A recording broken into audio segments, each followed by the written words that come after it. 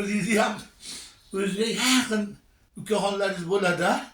Ha, ajoyib jondan ham yaqin odamlar, jonni fido qilib yuboradigan ukalaringiz, do'stlaringiz bor. Shunaqa do'stlarimdan mana bu Shahrixonda Ne'matullo hoji degan meni ukam bor. Tillo bola, Ne'matullo o'zi ham tillo. O'zlariga adashagan. Voy o'rgili. Shu Ne'matullo bultur opam vafot qildi.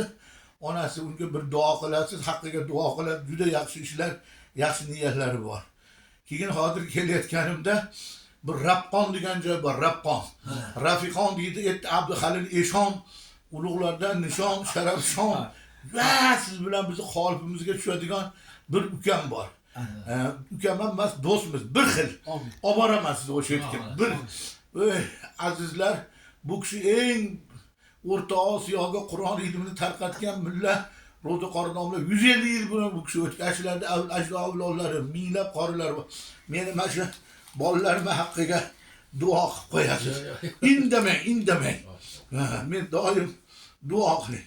Amin. Shu ukalarim Ne'matullohni Abduhalilni haqqiga duo qiling. Allah bu qilingan ihsonlarni Alloh dargohiga Amin.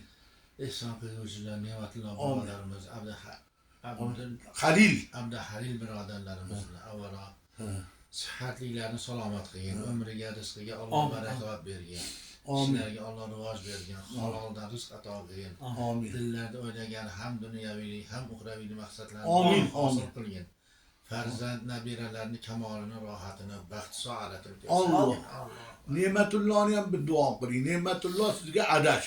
Bu 3-4 xona katta banisalar solgan, qavat. Hamma odam sizga kasal olmasdan bir 5-10 kun dam olib keladi borib. Juda ham ajoyib, o'sha ukam ham duo qiladi. Amin. Birodarimizdan umriga, rizqiga Alloh barakot. Amin deysan shu hamma. Birodarlarni bolalarini ziyodat qilsin. Xalqni oldida ham, Allohning oldida ham doimo yuzini yorug' qilsin. Har xil balo ofatlardan, xavf-xatarlardan o'z hifzini saqlasin. Olib kelaman siz ikkovini ham. Ular juda sizga o'xshagan odamlarning suhbatiga, duosiga muhtoj odamlar. Bilib yetdingizlar, men duolarni qildingiz, Xudo qabul etsin. Allohu akbar. Rahmat qildi.